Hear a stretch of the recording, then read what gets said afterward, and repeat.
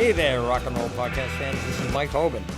Welcome to Rat Tales, the podcast that brings you the music and stories of the Boston rock scene that grew out of the mid-'70s at the Rat and some of the other hellhole joints, each with their own sick charm. Welcome to Rat Tales. Our guest today is Johnny Angel, the LA-based author, actor, record producer, radio talk show host, raconteur, and a particular interest to Rat Tales listeners, the founder, songwriter, and guitarist for early Boston Rat-era bands, the Thrills, also known as the City Thrills, the Blackjacks, as well as the Swinging Erudites, a side project Johnny formed with Fran Jim Ryan of Hoodoo Barbecue, that much-missed barbecue joint above the Rat. I do miss that. Oh, yeah. Yeah. Raconteur, you mean racketeer, don't you? Yeah, well, both.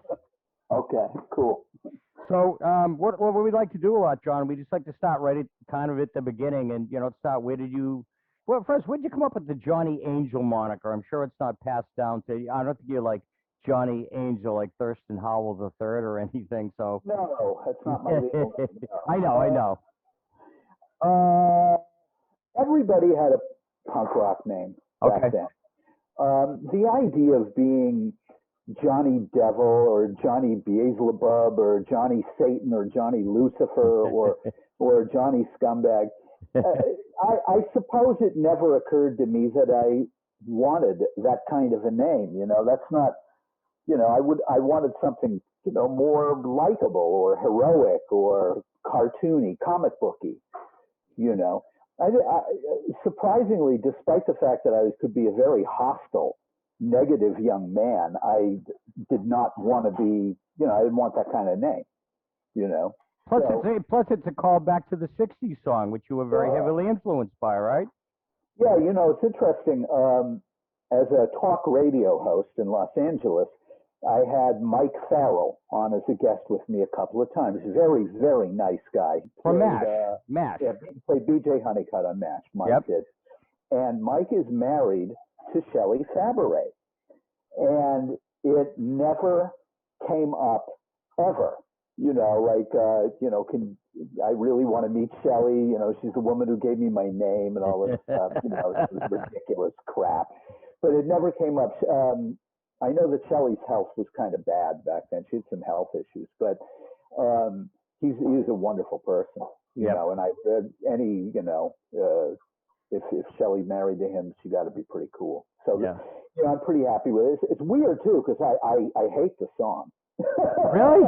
I really do. It's awful. With that piping crap at the beginning. Yeah. And I love the music of the 50s and the early 60s. A lot of the pre-Beatles pop rock is some of my favorite music, Yeah, Johnny Angel's kind of like one step away from Sandman, isn't it? the Cordettes. Yeah, exactly. Yeah. But I love doo-wop and I really love the music of the 50s, but I just don't like that song very much. Yeah. I readily admit it, But it's been a good name. It was a good name until I got on the radio, and it was deemed unbelievable by my first program director. She just said, nobody will take someone named Johnny Angel seriously. And I'm thinking, Michael Savage is on talk radio. Have you ever seen Michael Savage? You go, Savage? That guy is like, he's Michael, you're so savage. Yeah, exactly.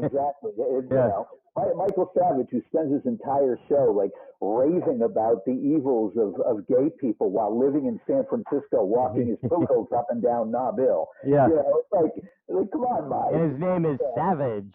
His name is Wiener. I know, it's Wiener, I thought it was Wiener or Weinstein, yeah. Wiener or Weiner, He does a lot of whining. Yeah, that's for sure. Well, he doesn't do much whining now. He's been dropped by most radio stations. Thankfully. So let's get back to rock and roll. Sure. So the thing, so what did you, I always like to find what people's, I know your family business is like finance and stuff, so right. You're not necessarily come from, maybe you came from a creative family, I don't know, but what shaped your early musical taste and what, like you said, by listening to the Thrills records, by the way, look at I found, and I have only like one, I only have one milk crate full of albums because I moved last year, but this is Right. what I found. My City Thrills record I still have. Oh, So all right. in there with Count Basie and like Thomas Dolby, so it's like a mishmash. But I kept my Thrills record. Blinded you with science. What can I say? Exactly. So let's do it. So like I said, I know you're really influenced by a lot of the 60s. You can tell it by the first Thrills record. Yeah. Oh yeah. So let's talk a little bit about that. I think probably once I discovered rock and roll music, which I must have been 5 or 6, because I remember hearing He's a Rebel and the Itsy Bitsy Teeny Weeny Polka Dot Bikini song, Brian Hyland, and the Beach Boys, and then seeing the Beatles on Ed Sullivan, like everybody in my generation did, which I didn't like them that much. As I recall, I think I was 7. And I just thought that they were kind of silly. They looked like a bunch of dolls. But when when they had the Dave Clark 5 and the Animals and then the Stones on that show, it's like, yeah, this is it. And I was fanatical about the Yardbirds when I was a kid. They were my favorite of all the British invasion bands. Was the Yardbirds. Well, you're a hip kid. Well, I love them. They were so brutal sounding. Yep. They were just so, they were magnetic. And the Yardbirds and the early Stones, it kind of gave me like a lot of white kids in the suburbs, my initial introduction blues. And I was crazy about blues records when I heard them, like in just in disbelief at how much I loved those records. Yep. Especially Jimmy Reed and Howlin' Wolf. I was not in Thrills. The thing is, by the time Thrills existed, there had been so many blues bands for so many years that we were kind of determined not to have any blues anything in what we did. It was just beaten to death, especially like in Boston, where before the punk bands or the punk scene started really, started in earnest, you had 2 kinds of bands. You had cover bands and you had blues bands. Yep. So we didn't want to play, I don't know who the hell knows what was a big hit of the era, play that funky music, White Boy, or that kind of thing. Show Me the Way, Yeah. Peter Frampton. Play that stuff. Peter Frampton. And I loved Peter Frampton when I was in high school, so go figure. When he was in Humble Pie. Oh, it's really weird. As I met Peter, one of the jobs you didn't mention that I did was that I was a bouncer and a doorman. Oh God. So I got a lot bigger. Let's let the drunken, out of control guy be the security person. No, I was sober by then. Okay. Yeah. So me and my friend Mike were working security at the Hollywood Palladium, and it was a rap party for Almost Famous. Okay. And Peter he was playing, and the 2 women from Heart were playing also.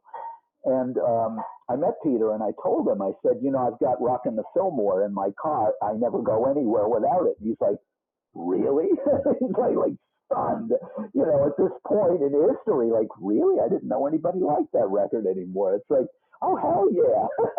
I don't need no doctor. That was the big one on that, right? I don't need no doctor. Hallelujah, I love her style, Corday Creek, Rolling Stone, the Muddy Waters song. Yeah.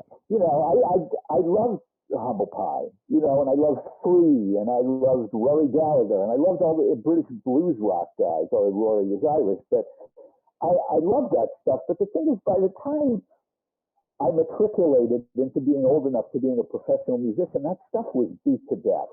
Yep. And also, you wanted something that was completely different. You didn't want to be, if you're playing blues rock, you were sort of attached to the British blues thing, whether you liked it or not, or American blues bands. And it was just really kind of tedious by then, and played out and tired. So as much as I liked it and loved it and appreciated people who could play that stuff, I didn't want to play it. And certainly none of the people I played with did. In fact, the first time that I played music with Barbara Kitson, who was the singer in Thrills. Yep. When me and her, I was playing bass and she was singing, and there was a guy playing guitar and a drummer. Is that the band called Tracks? Yeah, this was after I played bass and Tracks. Okay. And we're all looking at each other, and the first thing we determined is we're not playing down. We're not going to do that, you know. So, so what are we going to do? You know, what do we know? And it's just really funny because we're all looking at each other like it never occurred to us. You know, we're going to have to know how to play something. You know, play together, and we're not going to jam, and we're not going to play, you know, Chuck Berry songs or anything. What are we going to do? So it's like, okay, let's play Personality Crisis. We're all New York Dolls fans. You know? One of my favorites. Oh, I knew it. They didn't. Okay, let's play Now I Want to Be Your Dog.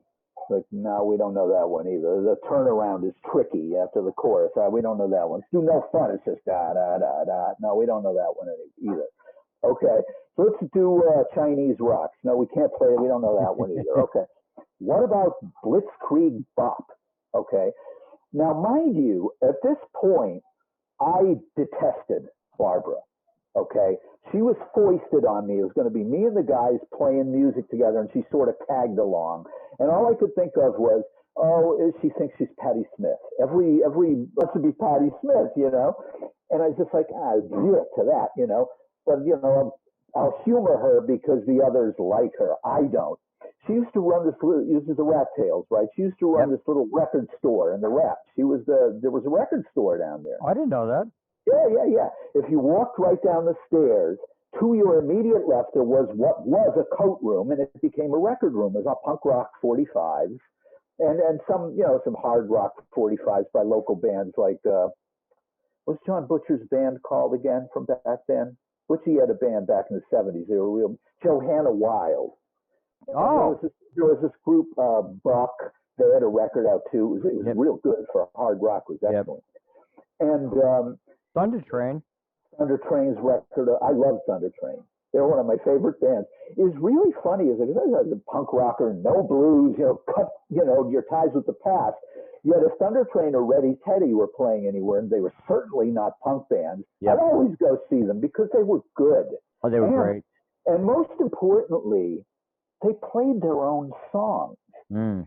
You know, it's like, because I've been writing songs since I was a teenager, you know, and they never went anywhere, and I never played them in public for anybody.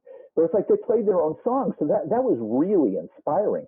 So anyway, Kitson had this record store, and she had this attitude. She was this little tiny woman with red hair, and just so full of herself. And she hated me as much as I hated her. She thought, who is he with that smarmy name of his? And he's nobody. He doesn't, you know. I guess he plays music. So what? You know. So anyway, she attaches herself to this jam. So finally, we decide, what do we all know? We all know how to play Blitzkrieg Bop. Right? That one we know. Everyone's like, yeah, we know. Then I knew it, you know. She knew the words. So I was a bass player, so I got to count it in, just like Dee Dee Ramone, you know. Say 1, 2, 3, 4, da da da da da da da da da da, you know. Hey, ho, let's go. She starts singing, and I was coming in the straight line, going to a tight line. She sounded like a cross between Ethel Merman and Darlene Love. You know? And I was just like, she's fucking awesome. I couldn't believe it. I almost dropped my bass. It's like she can really, not Patti Smith. Patti Smith is, you know, working her ass off to stay in tune. This woman can sing anywhere, you know. So I'm like, okay, this is cool. So finished Blitzkrieg Bop was pretty good. What are we going to do now? We did Blitzkrieg Bop again. So okay, we can't play it 3 times in a row. We know Blitzkrieg Bop. So we decided to try Sonic Reducer, the Dead Boys song. And that one, I knew the intro, and the guitar player didn't. I was like, da da da da da da da da da da da da da da, you know, so I could do that. The guitar player was having trouble playing that fast, and he got about halfway to the first chorus, freaked out that he was behind the beat, took off this beautiful white Gibson SG, smashed it to pieces on his twin reverb, like we were playing the music hall or something, right? And it just splintered all over everywhere, and me, the drummer, and Barb were looking at each other like, you know, so, you know, we all drive back into the city in silence. He'd been up on like Black Beauties for 3 days or something, and he couldn't sing. They were tough to sleep on. Yeah, no kidding. So it was really insane. And so we get back into the city, and Barb had an apartment on Beacon Hill, and I lived on Marlborough Street in Back Bay. Back when we could. Oh, I have no idea what that place costs now. The ultimate irony is it isn't going to be worth anything in about 5 or 10 years, you know. So the weird thing is that I said to her, okay, look, I'm not a bass player. I play the guitar. Let's make a band, you and I. We'll do this. And she's like, yeah, because of the 3 guys that she was playing with, the only one that could keep time was me, you know. And I wasn't doing very well at it, believe me. The others were just as bad. I was slightly more accomplished, you know. I was like a notch above completely awful, you know. So I was okay. So we put ads in the Boston Phoenix, the weekly newspaper, rest in peace. My first job in journalism was at the Phoenix. And we found our rhythm section, you know. And with the first song we played together was Blitzkrieg Bop, of course. They played it perfectly. Then I had one that I'd just written, and we learned that one. And it was real, because I'm like really, really cocky and self-confident, which is bizarre given that I'm basically a fairly insecure human being. I approached the owner of the bar, Cantones, and he had told me resignedly that he sort of owed me a favor because he'd asked me about a gig, not for me, but for another band, this group, the Feelies, who were from New Jersey. Oh, yeah. Yeah. And he said, hey, Johnny, I'm having them in for a weekend. What do you think of them? And I said, Teddy, they played the Rat. They didn't draw anybody. I was there. I said, they're good, but nobody knows who they are. And he goes, I think they'll be great. Their agent was a big deal. I don't know who the agent was. They drew about 20 people a night, you know, on a Friday and Saturday. They did terribly, which is too bad because they were groundbreakers. Without the Feelies, there'd be no REM. There'd be no Jangle Rock. They were the first of those, you know. So he says to me, I'll listen to you. Okay, you were right. I was wrong. You know, I'll listen to you. So whatever. So I said, Teddy, I got a band. I want a show. Okay, this is ridiculous. How do you get a gig? You make a demo, and you send it or hand it. You wait patiently, and they'll be like, okay, I'll give you, Monday night at 5 in the afternoon or something like that. He goes, all right, Thursday the 15th of December, 10 days before Christmas, 1977. And he says, you got it. It's your night.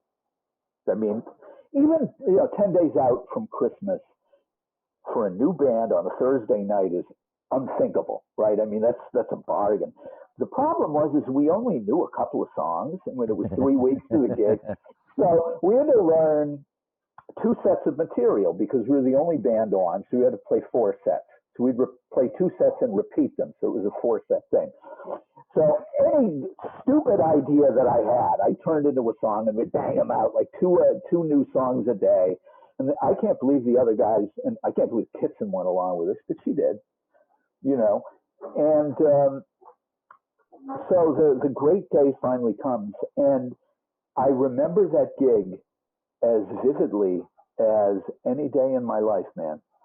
Because even though I played Cantones already, and Barb and I played the Birdcage in the Combat Zone with a bass player and a drummer. This was my band playing my songs. So we come out and we kicked into high gear. We played like 14 or 15 songs in about 28 minutes. That was our first. Yeah, we were like the Ramones. Well, the Ramones are like, that's the Ramones, right? We were fairly close to what became the hardcore beat. That's the polka, the 2/4 thing. Yep. We were like in between the Ramones straight 4 and the Minor Threat polka thing, But we were unbelievably fast, and I was insane on stage. 2 things stuck out in my brain vividly about many things stuck out in my brain vividly about the first time we played. We're playing, and Cantones had tables that came to up about 5 or 6 feet of where the band played. There was no stage. It was flat, and you had to bring your own PA. When luckily I had one, and my friend Bob had one, and he loaned it to us. So we're playing, and there's this guy in the very front table right in front of me with a stack of school books, and he's reading and writing as we're playing. I'm looking at this, and now I'd laugh about it. I think this is like I'd probably take my guitar off, sit down with him, and I'd go, "How's it going, man? Good? You having a good time? I hope we're entertaining you, like sarcastic or whatever, or making the butt of the audience's, vitriol or detritus. Just kind of be funny and silly about it. It's like, look, what do we have here? Somebody is writing a dissertation on this set." But he wasn't. He's an MIT student, and he was doing his homework, and he loved punk rock. But I was 21, and as they say about 21-year-olds, young, dumb, and full of, certainly full of testosterone, and pissed off, angry about this. It's like, you're not paying attention to me. This is my show. You will pay attention to me. So I made sure I had enough leeway on my cable, and I got right up to his table, and with one flying kick, kicked the thing over. His books and papers went flying everywhere. And I leaned over as he's trying to collect himself, and I said, "Hey," I said, "this is not the fucking library. Understand?" And then I kind of, danced backwards. I didn't miss a beat. I kept playing, He never missed a gig after that. He was my most devoted fan until the day he died. It's true, he did. It was I think it was at the last gig I did in Boston when I lived there. Yeah, he must have played all the other ones. Bob Ingria, good man, rest in peace, bless him. Hey, before we go much further, What? You're stopping me? I'm boring you, am I? No, you're not. No, I just don't want to miss anything. So. No, I know, I'm joking. So what I want to do is back up. So I know that you hooked up with Barb, and and then you brought in Mike and Merle, right? No, it didn't work that way. Oh, that's why. Okay, that's why I want to just pull it back for a second. So what did you do? So I know you said you weren't very good when you met those guys, but in the meantime, you had played with some people before then. Yeah. So how did you get into the whole band life? And I know you went to college and shit too. So. Sort of. Yeah. Well, you attended college. Yeah, I was present occasionally. No, I wasn't at school then. I'm trying to think of what I was doing. I think I worked for my dad at the brokerage house then, on Court Street, right next to the Steaming Kettle, which, by the way, is still there. I think Starbucks owns it now, right? No, our first bass player was a guy named Jeff Souza. Oh, yeah. He and Mike were from Swansea, Massachusetts. And they were really good players. I mean, they played cover bands. They knew how to play Queen songs. Like, they were good, Jeff was, kind of spaced out. He just didn't seem like he was with it. He's a nice guy. He still is, but he just seemed a little, distracted.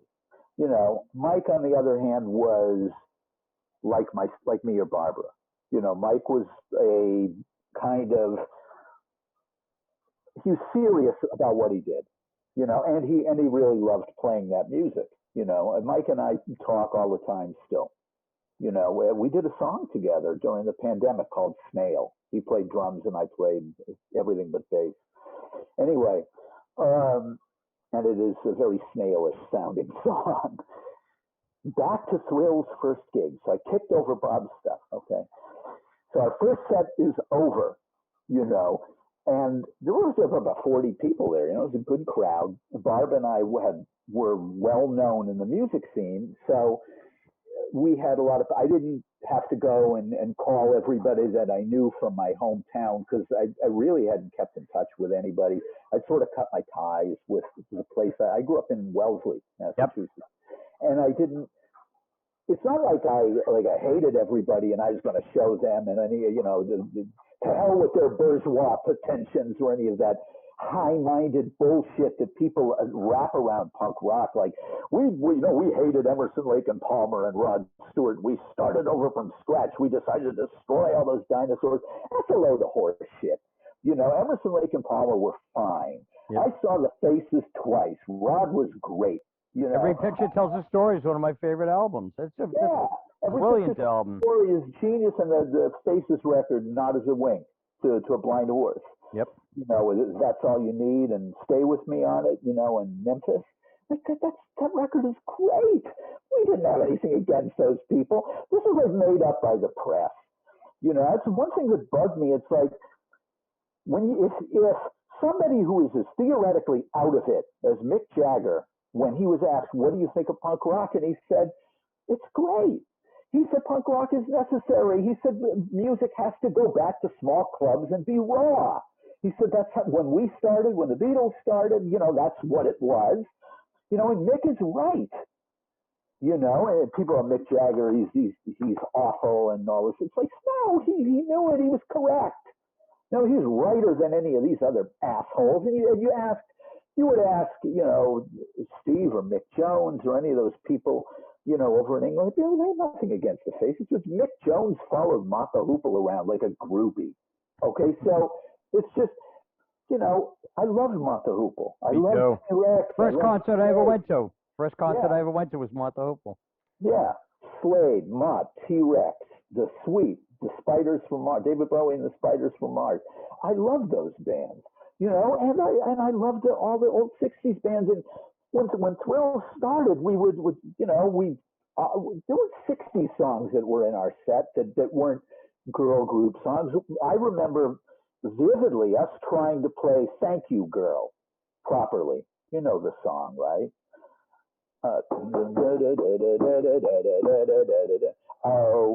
Oh, you be good to me. Oh yeah, it's a Beatles song, you know. It was pretty good, but it was like it's just you know, it's good, but it doesn't fit us, you know. I love that song. But anyway, so we do our first set. The first set included "And Then He Kissed Me," you know, the Crystal song. My boyfriend's back done 8 times as fast. And so, probably some other cover song like "Lies" by the Knickerbockers. We did that one too. And so we're done with our first set, you know, and I'm, you know, taking my bows. I mean, they were my songs. It was my band. I had arrived after 28 minutes, right? I was feeling my oats, right? I was just feeling pretty good. And right in front of me, most of the set, was a friend of mine named Rob Skeen. And he was the bass player in the Nervous Eaters, who were, you know, just like they were the best, you know. I love the Nervous Eaters, you know. And he's watching us set leering, grinning from ear to ear the whole time, you know.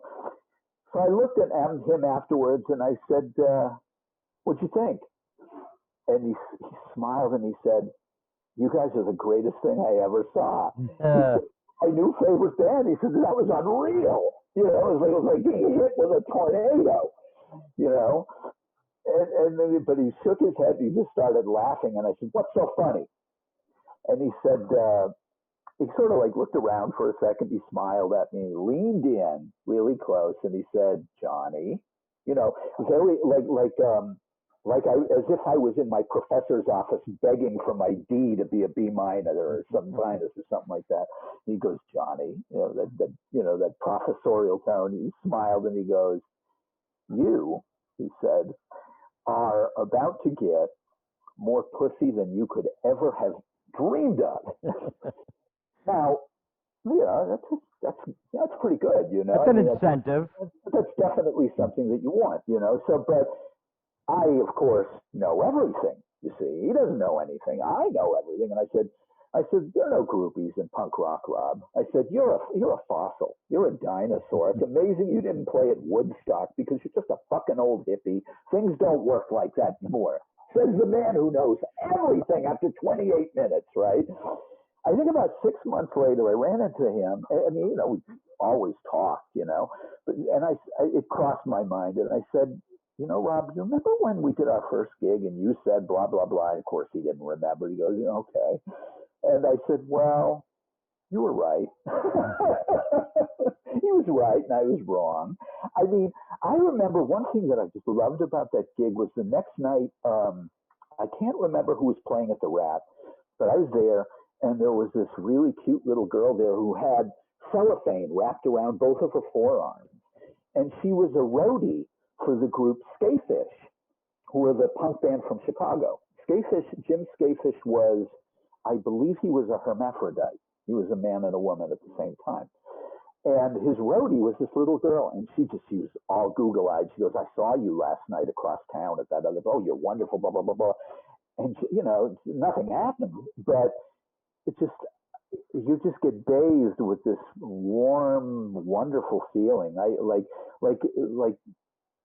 it can't, it can't be described in words. It's like, oh, like all of my insecurity and my fumble-fingeredness and my tongue-tiedness around girls, it doesn't exist in this exchange, Like, wow, it's true, Like Rob was right, But yeah, that's neither. Eventually, even that starts to, it's like you don't care anymore. It becomes more of, an ongoing concern, and sex and hookups are they're a perk.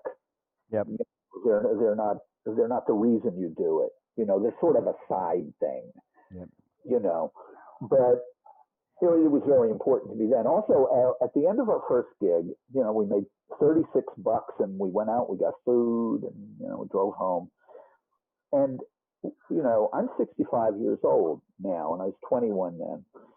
And I regard that night as important in the timeline of my existence in many ways as, getting sober and moving to California and meeting my wife and having our children.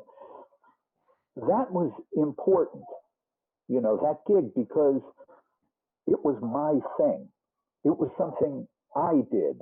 Nobody gave that to me. Barbara and I and Mike and Jeff, we created the group from nothing. There's no template. You just make the group your thing.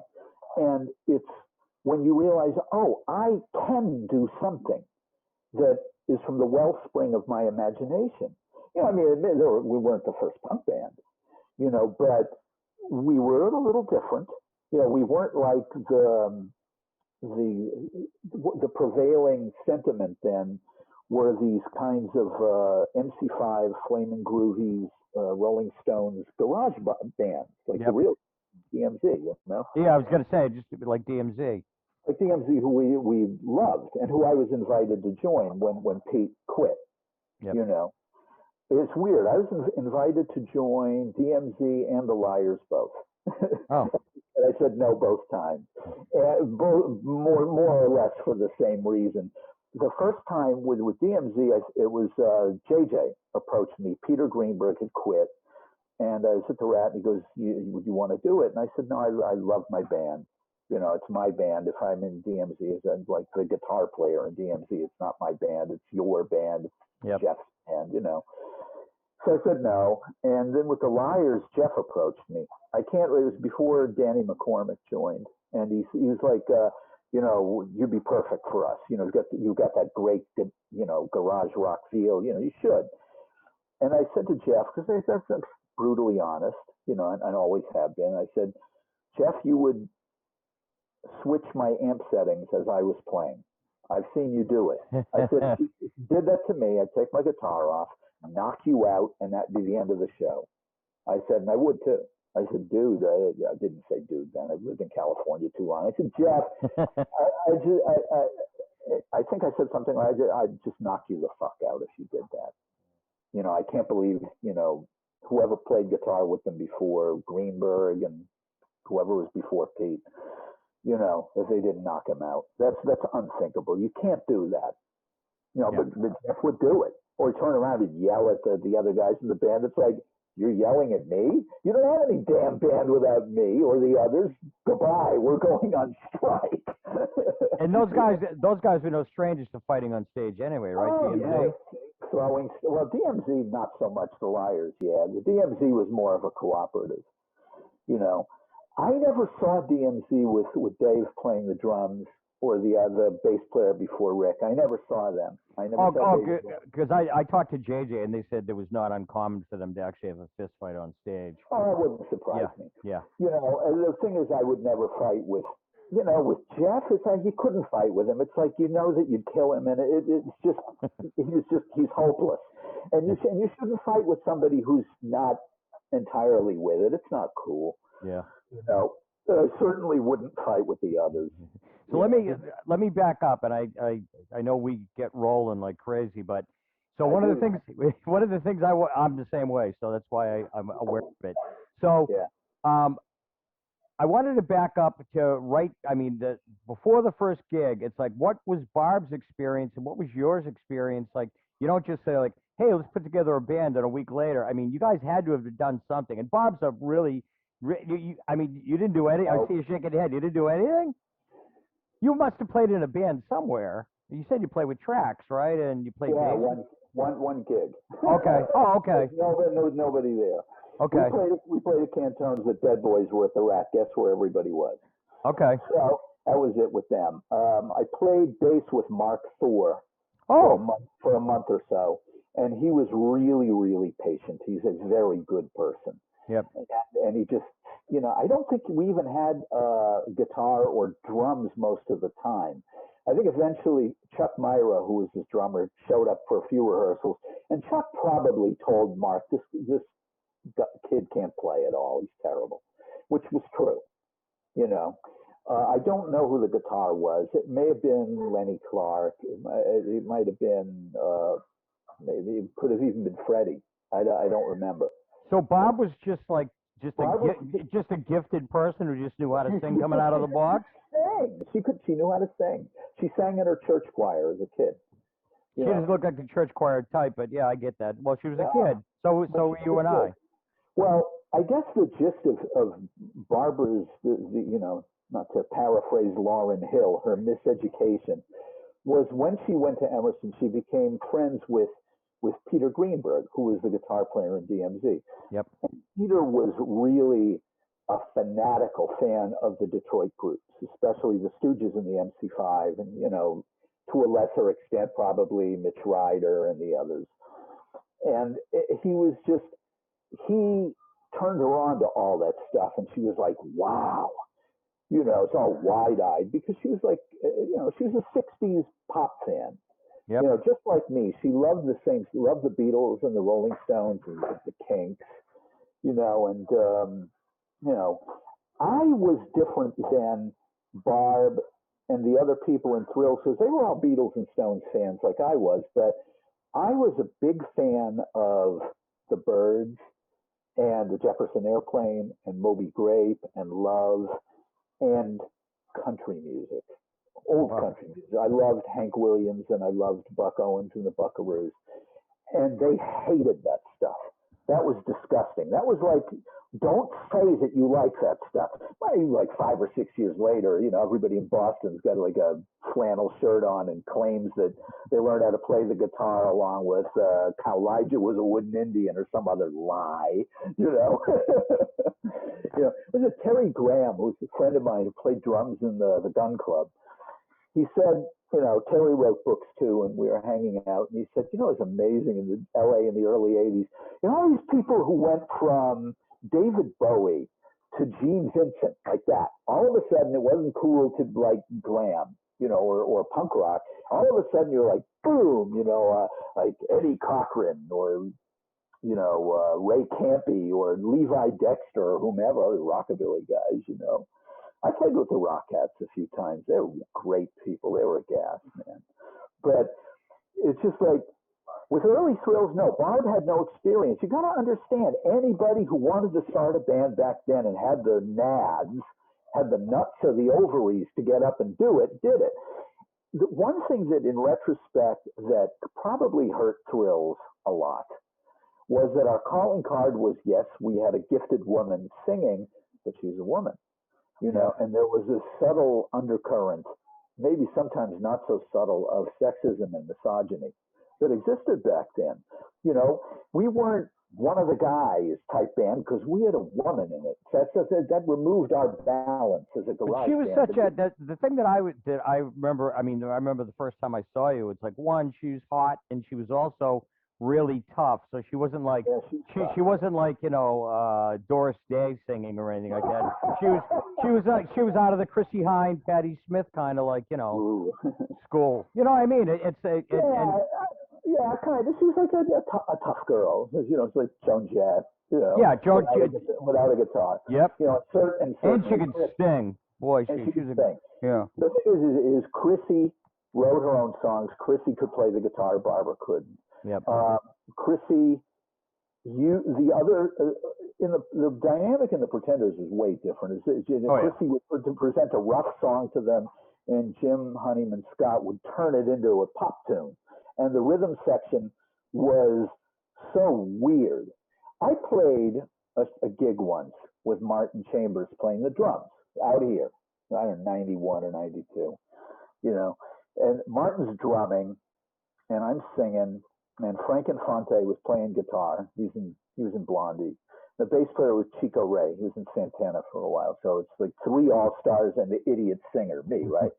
So I said, let's do It's All Over Now. Everybody knows It's All Over Now. You know, I used to love, so, you know, it's dum, but you know, it's dun, dun, dun, dun, dun, do, do, do. You know, it's the Bobby Womack song that the Stones covered, right? You know? So Martin's playing a-cheep, a-pop, a-cheep, a-pop, a-cheep, a-pop, like a slow shuffle. I stopped the song. I turned around and I go, what the fuck are you doing? The whole audience is like, oh, you can't talk to him like that. He's a Pretenders drummer. You know, and Martin's looking at him. He says, I'm playing my beat. And I said, well, it's not the song's beat, man. I don't know where the notes go unless you play it like this. And I took my fingers and I got it in his face, went like, check-a-boom, check-a-boom, check-a-boom. Come on, man. Check-a-boom, check-a-boom, check-a-boom. So, you know, Chico's dum, do-do-do-do-do. And we got the beat. And we're playing the thing, right? So we played that. We played a bunch of other tunes. And at the end of the night, you know, Martin is a really nice guy. You know, comes up to me and he goes, no one other than Chrissy Hind has ever talked to me like that. I smiled at him and I said, you pissed? And I realized, ooh, that means drunk to an English movie. He knew what I meant. He goes, no. He said, you couldn't sing over it. You were right. You know, he said, it's cool. He said, I just didn't hear it. I don't know the song. Looking at him like, everybody knows that song. How could you not know that song? You know, you're our age. You know, really, he's older than me. He played Mata Hoople, you know. So, you know, it's all over now. You know, he was a nice person, though. And it was good of him. Like, I would have admitted, like, dude, I shouldn't have yelled at you. You know, it was just stupid. I should have, gone along with what you were doing. It wasn't right. So let's go back. Let's go back to the Let's go back to. Sorry, I gotta. No. Let's go back. So you're getting together with Barb. You know that Barb can really sing. But I listened again. I mean, not that I haven't listened to it anyway, but I listened to City Thrills last night, the EP, and the thing that I in my notes I just said, like, the first three songs are like a girl group song, and then it gets a little bit punkier with Resistance at the end. But but the first three, and I'm there like, and you wrote those songs, right? I did. And it's like, how did you end up writing for a woman's voice so well, or it's just because you had a history of listening to that kind of music? I understood my singer. Yep. You know, I would never in a million years place myself on this plateau, but by way of a comparison, Pete Townsend knew what Roger Daltrey could sing and what he couldn't sing, and wrote accordingly. So, I mean, it's not like I'm Pete Townsend, you know, but that's what you do when you're writing for a singer. You know, when I would write a song, I would sit down and play it on the guitar and sing in a falsetto so that she knew what the notes were. And one of the songs on the Purple record I used to sing before she did, I Want You Back. And that was my song. It was my big showcase, you know. But it's like I gave it to her. I was tired of it, and she loved that song. So it's like, let's just raise the key and you can have it. But I listened to the Purple record in retrospect, and even though Merle and I haven't spoken to each other in years and years, we both agree that the problem with the Purple record is it's an in-between type record. It's kind of pop, but it's not pop enough. Yep. And it's kind of rocking, but it doesn't rock much. And he said, Johnny, that's what killed us. He said, we could have been a great band, but we just wouldn't commit one way or to the other. And the problem is when we decided to try to become more commercially viable, we weren't able to make enough of a commitment to pure pop. And we weren't as good at pure pop as Debbie Harry was, or Belinda and Charlotte were. Yeah. You know, like they were really good at that stuff. It's hard to write pop songs, you know. And the weird thing is with us, in rehearsal, you know, when we were tuning up or whatever, what would we do? We would play like Black Flag songs because that's what we liked. You know, that's what we were really into. You know, there was this place we used to play like in New Bedford or Fall River. It was called Graffiti. And we would just get, people never heard anything we did other than Sorry, you know. Yep. So we once we got that out of the way, we would break into Sex Bomb or Depression or Rise Above. That's what we really liked playing that stuff. That was, our hearts were into being more like Black Flag or the Circle Jerks or Flipper, you know. For local hardcore bands in Boston, not quite so much. I mean, they were younger than we were, and they would have thought we were ridiculous playing that music. But once we were out of town, we could do it safely.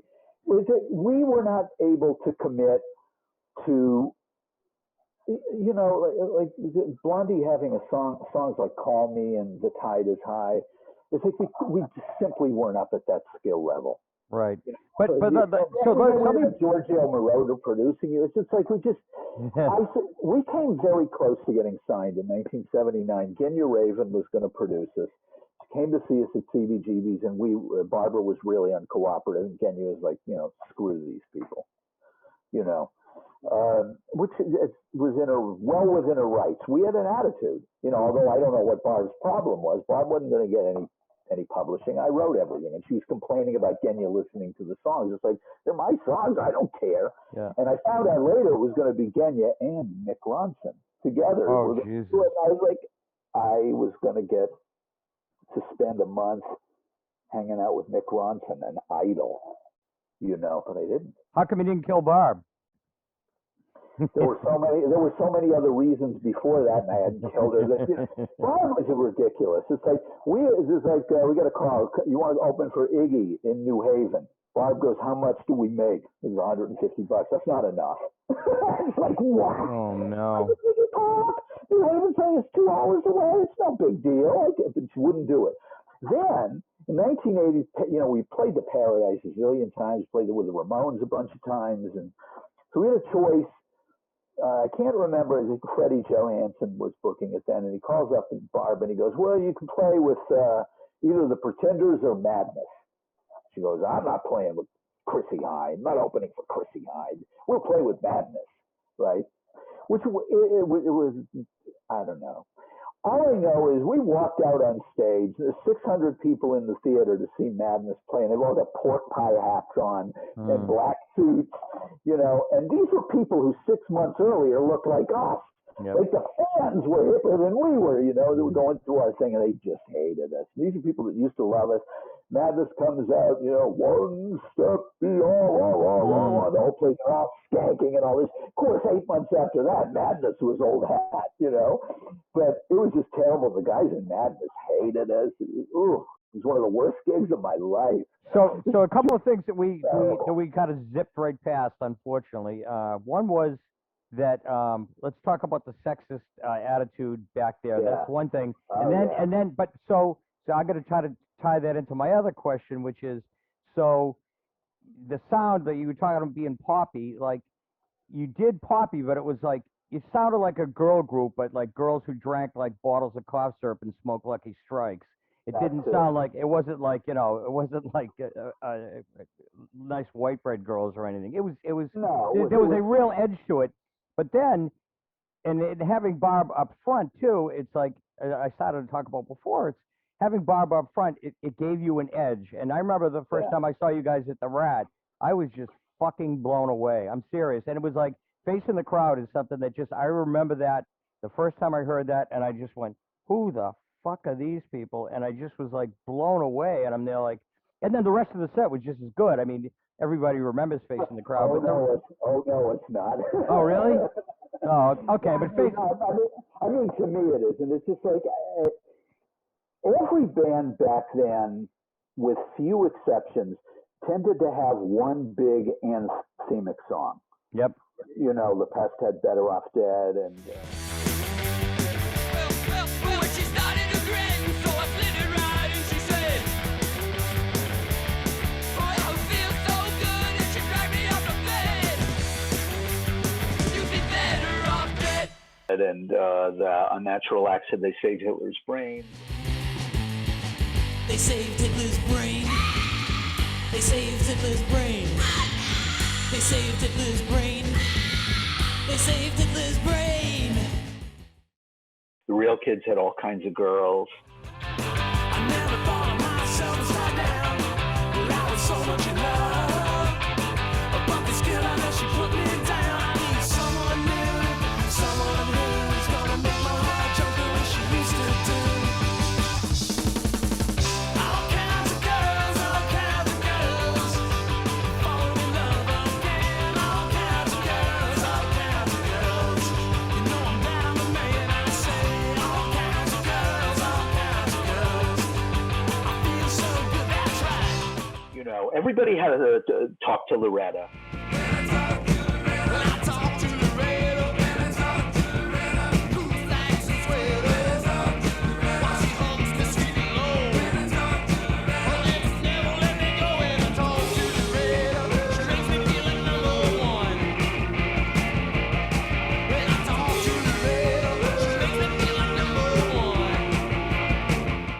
Everybody had a song they were identified with, you know, and I vividly remember I wrote that song. I think the song's about 2 minutes and 40 seconds long, and I wrote that song in 2 minutes and 40 seconds. It just came to me. The idea of it came to me, and I had the chorus, and I wrote the verses without even thinking about them. And I knew even with that song is way off time and really it's a very strange song, you know, but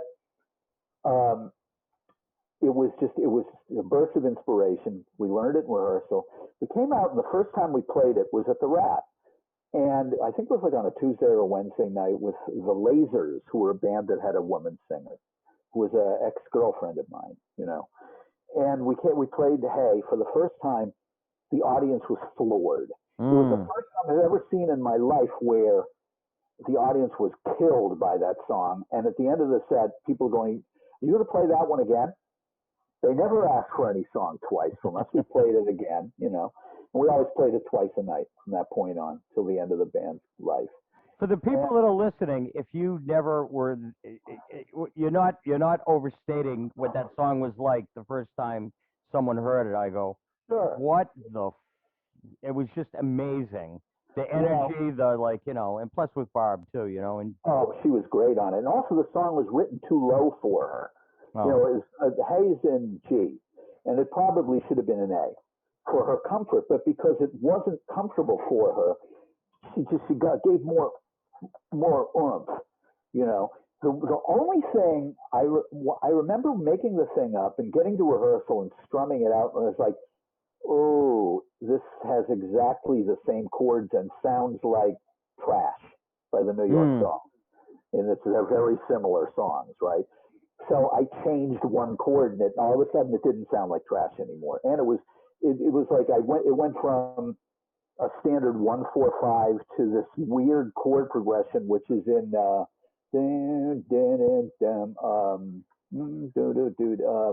Where Have All the Good Times Gone, the Kinks tune. Yeah. So once I changed it to the Kinks chord progression, it was much more tense and urgent, and then it worked. But that song was our thing. You know, that was our theme song, and you know, I'm proud of it. I still play it now. We do it sometimes. Me and the guys that play with me, we do it in a medley. The medley starts off with Hey, then the second song is called Safe Crackin', which is in the same key, and it's a sing-along type song. It's a rockabilly song that I wrote in 2000 or something. And the last song is I Fought the Law. They're all in G, and they're all insistent sounding. So that's our big medley. And even old guys playing acoustic instruments, if we play in some little place and we start playing Not Another Face in the Crowd, whoever is there, instinctively, up goes the fist. Sometimes I tell them that's what's coming, but it's just, hey, you know, they just know to do it. Hey, come and look at me, baby, cause I'm not another face in the crowd. Hey, come and look at me, baby, cause I'm not another face in the crowd. Hey, come and look at me, baby, cause I'm not another face in the crowd. Hey, come and look at me, baby, cause I'm not another face in the crowd. When I saw you standing in the corner, I knew I had to try, I had to catch your eye. But you know I'm not just anybody. Well, I don't know what to do, I'm just as good as you. Said, hey, come and look at me, baby, cause I'm not another face in the crowd. Hey, come and look at me, baby, cause I'm not another face in the crowd. Hey, come and look at me, baby, cause I'm not another face in the crowd. Hey, come and look at me, baby, cause I'm not another face in the crowd. Oh, it's beautiful. But the other thing I'll say about that, and I had this, I do a lot of research when I'm going to check out other people's songs, and I go and I find stuff on YouTube. And out of all the YouTube, like punk, I'm using air quotes here, punk stuff, that's like what it's like 2 minutes and 43 seconds. Oedipus introduces the song, and it just rips into it. So if you're listening to this, definitely Google Face in the Crowd, you know, Rat.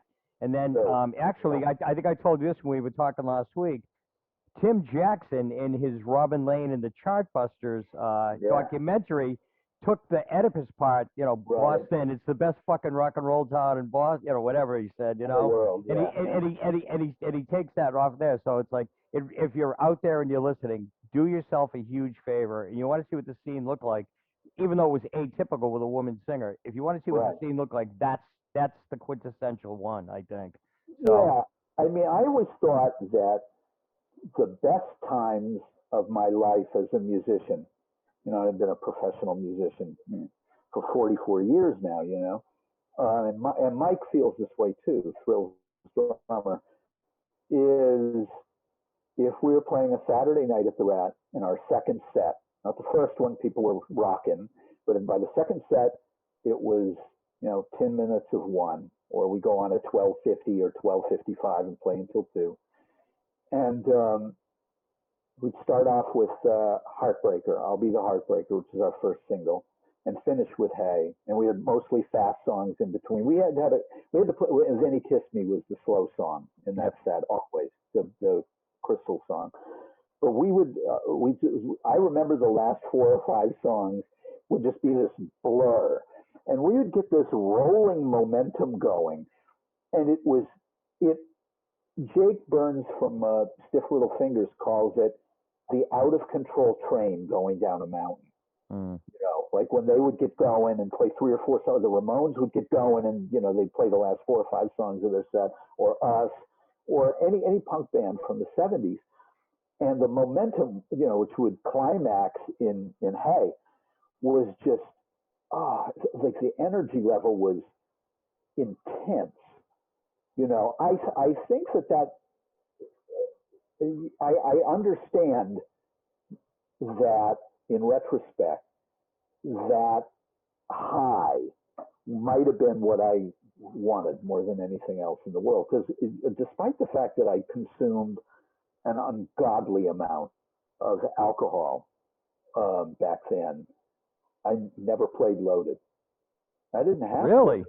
Yeah, I didn't need to play loaded. I had a drink maybe, you know. But at you know, we were done by 1:45. I'd get a couple of drinks, and we'd go to a party afterwards, and people would have drinks.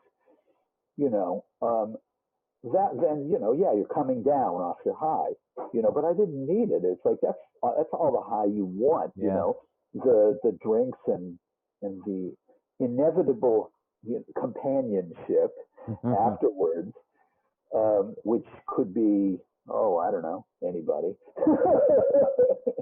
Well, let me clarify. Anybody female. Yep. That was, you know, it's 2021. You got to be clear about this stuff now. So which is an interesting subtext in the Boston punk scene on that very topic, was that gay and lesbian people were completely and fully integrated into the scene in the 70s. Yep. It was just, he's or she's. You look at them and you go, what?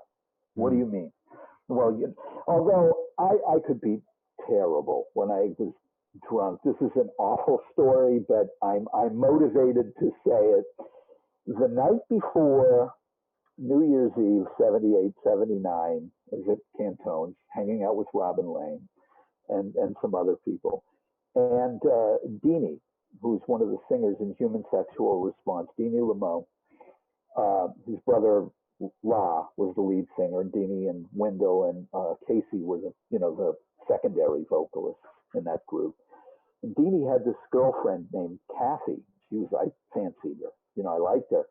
And Deanie are leaving, and I'm just out of my mind blotto. And I'm like, what are you leaving with him for? He's I said it, an F word, right? Or he's a goddamn F or something. It's just, And Deanie, to this day, says that was one of the funniest things he goes, what nerve? And I said, oh, dude, I was drunk out of my mind. I didn't know what I was doing. And he says, but it was really funny because in a way, it's like, you were right. It's like, I was right, but so what? It's like, it's a horrible thing to say.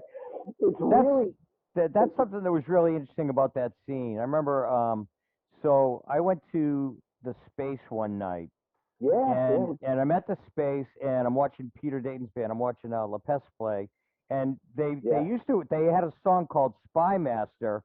Spy Master. And they attracted, for some reason, not some reason, now it's clear, but like there was like brown shirt guys there. And so there was a lot of like gay people that came because they were in the scene. And I remember the brown shirt guys started harassing. Space was a gay bar at one point. So Oh, I didn't know that. Okay.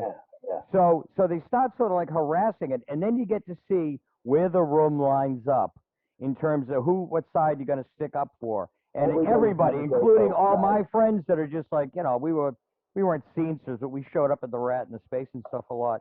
And everybody was defending these gay guys, and it was kind of awesome. It was like one of the real defining moments of the scene for me when I was there. So I totally get what you say.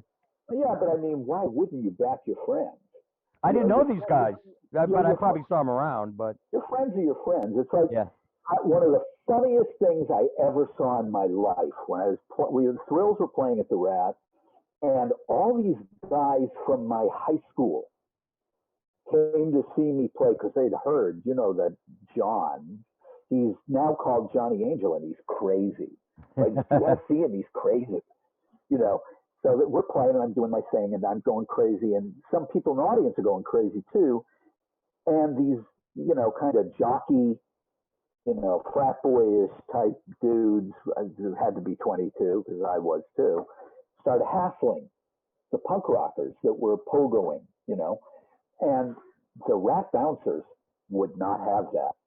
They singled these guys out, and they beat the living crap out of them and dumpstered them, threw them in the dumpster, because the punk rockers were their bread and butter. Punk rock at the Rat paid their salaries. Also, they knew all the punk rockers. The punk rockers, for the most part, and the bouncers were friendly. Yep. The bouncers protected the punks. The bouncers protected me. Some of them didn't like me. It's fine. But some of them loved the band. They loved Barb. Barb worked there. Barb booked the Rat for 2 years. She was the booking person. I didn't know that. Yeah. And she got fired because of me. I cost her job. I demanded that we were going to play there in 1981 sometime. And I said to her, we have to have SSD Control on the bill with us. I want them to play with us. I loved them, and I wanted them to play with us. And she's like, I don't know. And I was like, come on.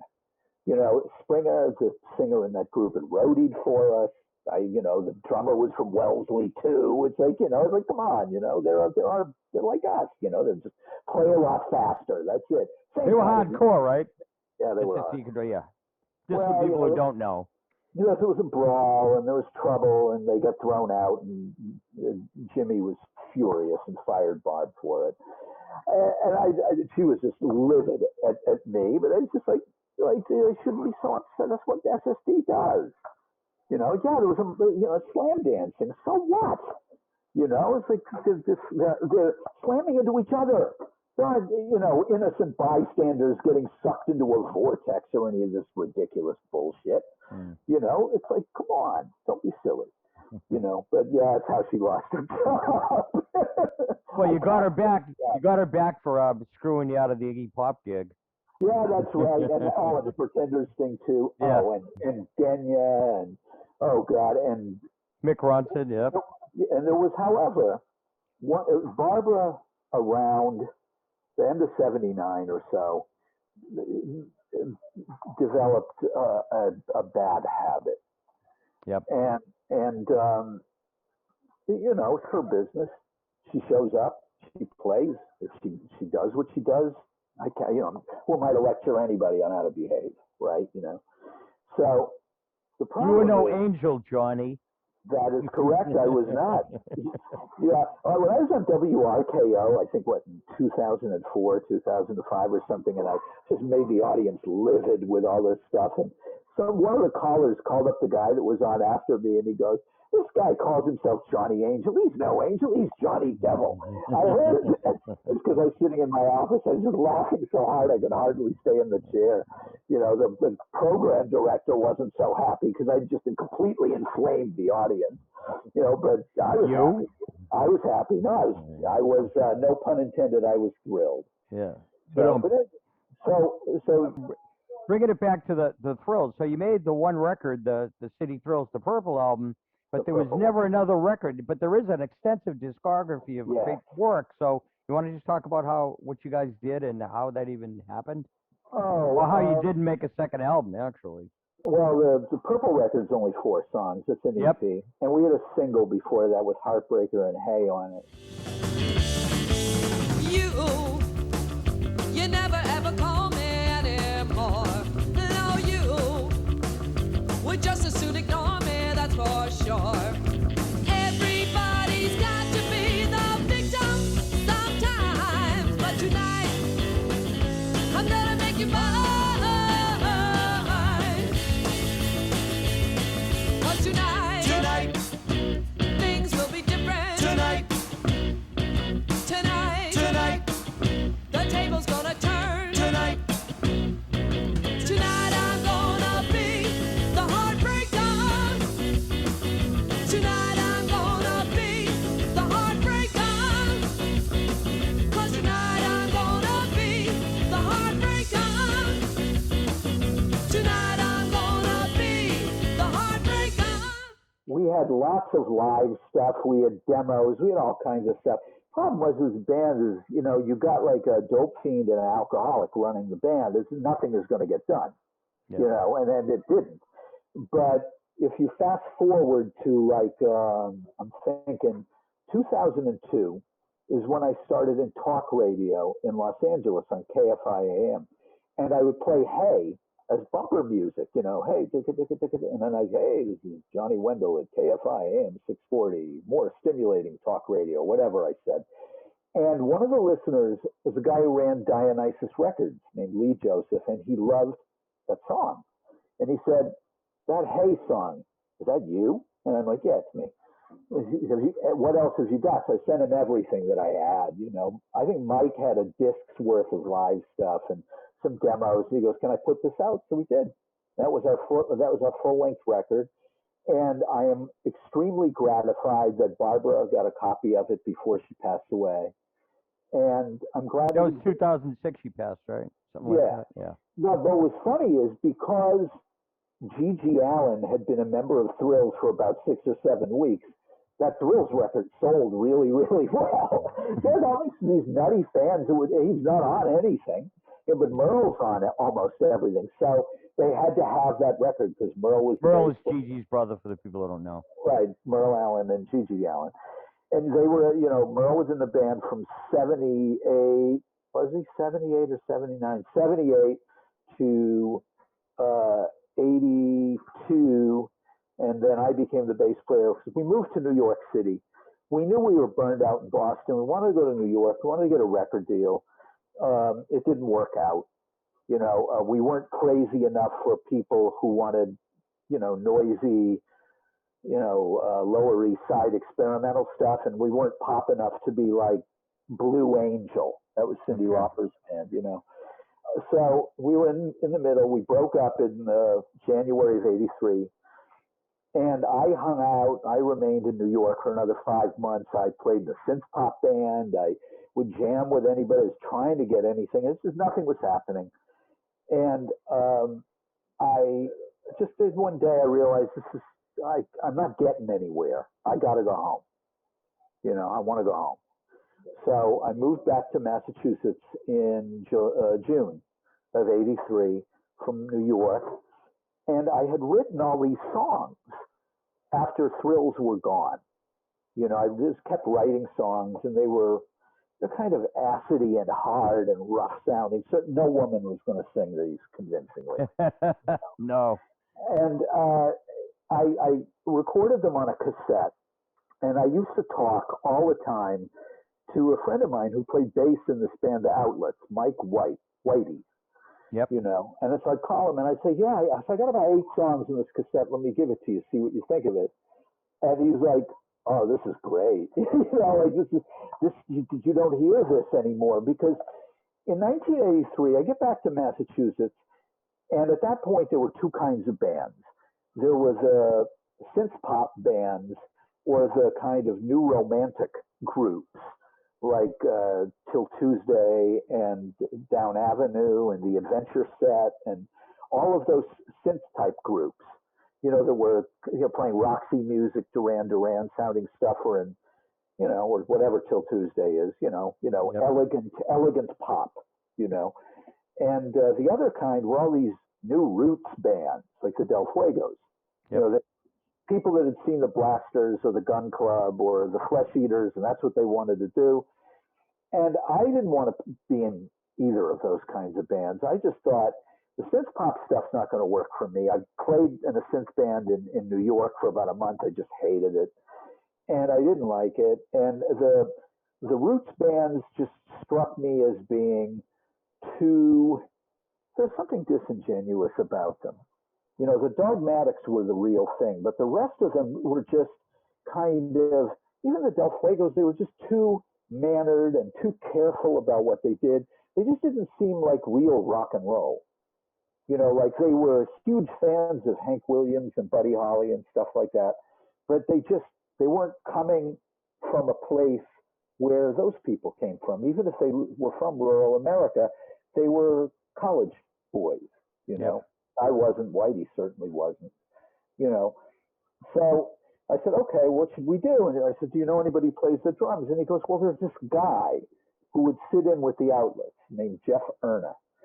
And he's got his own space in his house in the suburbs. And he called Jeff, and Jeff said, sure. And Jeff told me not too long ago, he said, what you didn't know is before you came down, he said, Whitey I knew because we played together. He said, Whitey goes, look, I got to warn you about Johnny. He says, he's really, really kind of mean and sour, and he speaks his mind, and he's a tough person to deal with. And Jeff said, as soon as I heard that, he's like, I got to work with him. Because I played in bands with all these people that didn't know what they wanted. He said, to me, it sounded like, well, he knows what he wants. So that's like, you can't have a band when people don't really know what it is they want to do. Somebody in the band has to have a vision for what the band is going to be, at least one person, preferably more than one. But I knew what I wanted. So he came down there, and the 3 of us played, sounded fine together. And we started working on the songs that I demoed. And we had a band right away, but I made it quite clear that there were a few things that I didn't want. One is I didn't want it to be goopy. I didn't want it to be sing-songy. As much as I still love the music of the 1960s, I didn't want it to be like, you know, the Association or the Grassroots or the pop bands that I loved, but I didn't want. I think there could be traces of that, but mostly, if it was going to be like anything from the 60s, it had to be like the real hard garage bands, like the Seeds or the 13th Floor Elevators. With that was okay, but I didn't want to be like a group that was pretended they were from the 60s. I didn't want that either. You know, what I wanted was something that had elements of everything that I really loved, like the Dolls and Iggy Pop, but also Husker Du, because I loved them, the Gun Club, because I loved them, the Minutemen, because I loved them. And, you know, I just loved the stuff that I heard on college radio on 88.1 on NBR. NBR, yep. Just listen to it every day. It's like they just played the best songs. The songs were so raw, but they were good songs. They weren't crappy songs. And so we fashioned what we did to that, and we had to, because nobody liked us otherwise. We were in this thing where we weren't a synth pop band, we weren't a roots band, and we do gigs with the Del Fuegos or Till Tuesday, and we did, and just wouldn't go over. The audience was like, what the hell is this? You know, they just hated us initially. But once we started getting played on MBR and WERS and FNX sometimes and BCN sometimes, they'd be like, yeah, these are good songs. Like, they're catchy and they're smart. They're not stupid. And these guys are serious. They're really tough, but sort of like funny at the same time, like not too serious. So this guy who I knew started this indie label in New York called Homestead Records, and he calls me up and he goes, I hear you got to sing. What do you sound like? I said, I'll bring you the demo. I won't even mail it. I drove down to New York City, played it for him in his office, and he goes, all right, we'll put this out. Sure. So we were the first ever band on Homestead Records, which had Dinosaur Jr. and Big Black and Sonic Youth. After us, we were the first. We were first. Dogmatics was second. Salem 66 was third. You know, it's all Boston bands. Now, what's the name of the record again? I had it in front of me. I just forgot it. Basic Blackjacks. Yep. Okay. And I can't believe anybody played those songs on the radio. There's rife with profanity because I just thought, I want songs that sound like how I sound when I talk. And I do not mince words. Well, one of the songs is called Motherfucker. That's not its name, though. Okay. Oh. We were told by Homestead, they said, we can't put that word on the cover of the record. Nobody will play it. You know, it's like, you know, you're not like one of the SST bands that get away with that. You know, you can't, okay? You're new, okay? And you're not a hardcore band, so you can't do that. Okay, so what do we do? So I said, all right, we'll change the name of the song. So instead of it being, its logical name is Motherfucker, right? We changed it to The Sweet Smell of Flowers in the Spring or something to that effect. So the Sweet Smell of Flowers or whatever it was called. That's on the record. It's got a big warning on it. You know, like this is obscene. It has a skull and crossbones. And a woman says they got no skeletons in their closet, you know there's one hidden. Man who says an honest thing's work can never kill you, you know, and he never did one. Cause those who are the coldest have never been burned. He'll laugh the loudest when your back is turned. Playing on my soul like he intends to redeem it. He's the kind who says he's sorry, he don't even mean it. I know. Motherfuckers, don't you tell me what to do. Motherfuckers, you don't stand inside my shoes. Motherfuckers, I'll pursue what I pursue. Motherfuckers, let me do what I can do. So we made the record. I think we recorded all 6 songs. I was working in the brokerage house for my grandfather and my father. We did a IPO for this small company, an initial public offering, and my commissions for that one day of IPO paid for Basic Blackjacks.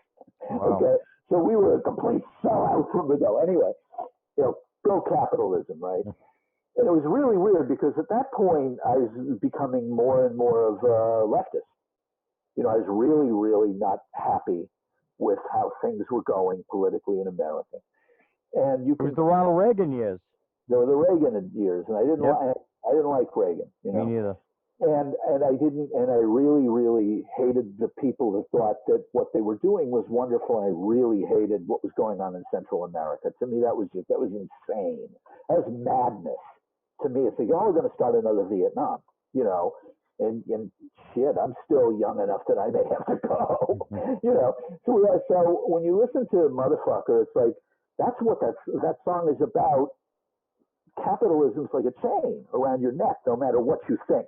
You know, and the last verse of the song is like it's being sent to El Salvador and Nicaragua to fight in the jungle, and you should act thrilled because you have the right to die for your country, although I don't know what America has to do with any of this, you know. So I was already becoming a lefty, you know.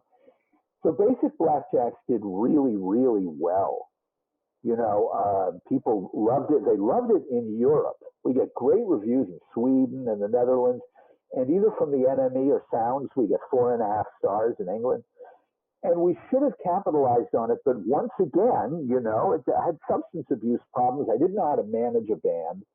And we added a rhythm guitar player with substance abuse issues too. And we started becoming more like troublesome, like less of an indie rock band and more of sort of like a inept arena rock band out of the garage, like a sub Aerosmith. Okay. You know? And mind you, I love Aerosmith and would never badmouth them. This is, to me, it's complimentary. The thing is, that Aerosmith rehearsed every day and played hard and became what they became, despite their drug issues. With us, we didn't have that kind of skill that Joe Perry has, or I certainly couldn't sing like Steve. The rhythm section wasn't as good as Aerosmith, you know. So that was always a problem. But we had a hit. You know, something Thrills never had. The Blackjacks had a big underground hit song. And which one was that? That's Why I Always Dress in Black. You know, I'm dressed like I'm mourning each noon and night. I just keep my head down, way out of sight. You wanna know? Yeah, you wanna know why? Yeah, you wanna know why? You wanna know?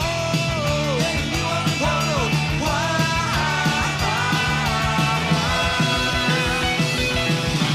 That's why I always dress in black. That's why I always dress in black. Okay, so I want to back up. So on the EP, that's not on the EP. So I just want to so I right before we came on tonight, I went back and listened to Basic Blackjacks. Right. And I listened to the whole thing, and this is my takeaway. It's you railing against a whole bunch of different people. They're great songs. They're great, but it's generic New York City woman. You're taking off on like the Soho chick. Then you're pissed off at Bob on Junk Train. And then you're pissed off at your boss on another one. And then, and then it's like, and then I'm there like, this is John's resentment list of like, and it's like, but my fourth step, right. but it's great rock and roll. It's just directed at other people. It is, and then the last one about you being a demon lover is okay. So it's about someone else. But that was my main takeaway, just listening to the record now. But it's still great rock and roll. So you put out the EP, and you did get some play, especially locally. But then, so when did you do? Dress in Black. That came out on a compilation disc, right? Yes, it did. Okay. I was walking down the street one day, and it occurred to me, you know, because we always wore black clothes. It was our uniform. Wearing all black in the early and mid 80s was a definitive statement. Goth was just starting, so it wasn't really associated with the goth thing. But I just couldn't stomach the uniforms of the would-be pop bands. They all wore these bright pastel-y type colors and greens and blues and reds and yellows, and they were all bright and cheerful. You know, they all had their hair straight up. They all looked like the lead singer of Haircut 100, Mick Hayward. They all looked like him, you know, and they were all you know, and they looked like the guys in the Culture Club with all those bright colors, and they were just too happy. too eupeptic, too cheerful, you know. And on the other side, you have these, I'm a working man who drinks buds and wears a flannel shirt. It's like, oh, screw you, you are not. You know, like you're a rich kid who went to an expensive school. You know, it's one thing for the Minutemen to wear flannel clothes. I mean, I live in Southern California. Those guys are off from San Pedro. That is a legit working class town. They're not rich people. D. Boone and Mike Watts' dads were Navy lifers. That's the real deal. You know, not these Boston imitators. You know, the guys in the blasters wearing working man's clothes, they're from Downey. You know, Downey's a shithole. You know, Dave and Phil are working people. Yep. You know, so it's legit. In Boston, it was not legit. Maybe for the Dogmatics it was. But with Dressed in Black, it's like we wore black clothes and walking down the street, and I thought, what if somebody asked me why I did this? And of course, it was this laundry list of you know, vitriol. It was a little more poetic and vaguer than, say, Motherfucker was. But, you know, it's Dressed in Black. That's always Dressed in Black is a really good song. You know, you know, but I hadn't heard it in years or thought about it in years, and I had it somewhere. I listened to it, and I realized, oh, I know where this comes from. When we were starting out, you know, it was learning new songs, filling out a set or two of material, we tried to play Paint It Black, you know, and it just didn't sound good, you know. But when you get to the part of the song where they're saying, I see the girls go by dressed in their summer clothes, those are the chords of the cadence of That's Why I Was Dressed in Black, E to D to G to D. Wow. Comes from Paint It Black. And I was like, oh no, I said I nicked Paint It Black, but I didn't steal the big riff, so I'm okay. Well, they told us there's only 3 original rock songs ever written, and nobody knows what they. Well, Paint It Black was one of them. Yeah. The Dressed in Black isn't. You know, and it was just like when we played it, people just lit people up right away. It was like, hey, you know, it was just like one of these things where just people would just start rocking. They just loved the song and it would make them crazy. And so we recorded it. It went on a compilation. It was this big college radio hit all over America and underground stations in Europe. It was a huge deal, and we couldn't capitalize on it. And when we made our follow-up to Basic and we put Dressed in Black on it, it was already an old song. Yep. So, It was #1 on BCN for 2 months, I read somewhere. yeah, about 8 or 9 weeks. Yeah. So it was like, it was already old. It was an old song. On CMJ, it was in their top 10 for 1985. It was a big song, but I didn't have another one like that in me for that band, which is too bad. And then it was on the Red record, which is a full record, which has good songs on it, but it's not as concise as the EP, and Dressed in Black is just so much better than everything else. It's unbalanced. Yep. And it didn't widen our appeal. When we had a video on the local video channel, Dreaming of Saturday, that it kind of widened our appeal a little, but not that much. Hauling crates, it's like a mule team. Hey, hey, why'd I get up out of bed? Hey, hey, this employee's like a chain gang, baby. Put me on welfare instead.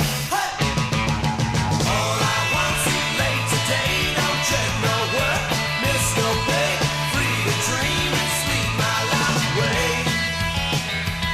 And I pray to live the way I breathe. And I pray to get off of my knees. And I pray, and I'm no machine, and I'll be who I will be.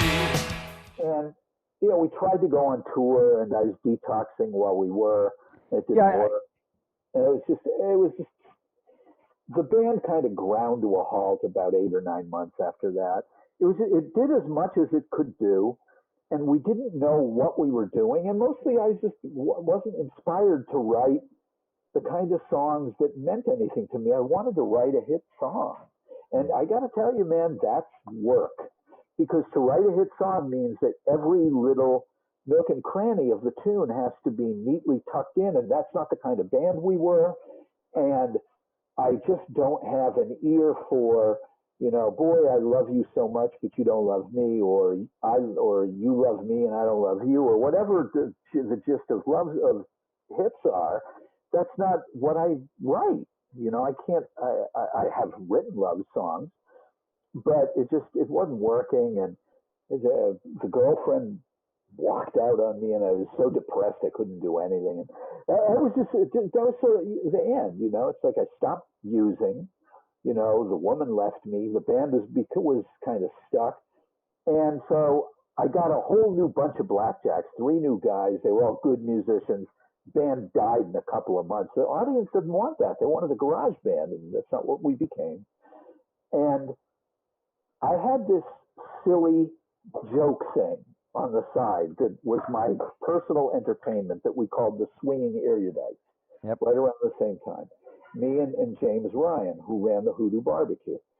And initially, it was to be sort of a Buster Poindexter thing, because I'd seen David do this in New York, and I was like, oh, I remember coming back and telling James, we should do that, you know. But David Johansen's a lifelong entertainer. He knows how to put together a professional band. James and I were a pair of drunks. We didn't know what we were doing. So we started playing all these lounge songs to the best of our ability, but they started degenerating into this awfulness. And then we started screwing with the songs. Like if we were playing the Beatles song yesterday, it would turn into a Minor Threat song.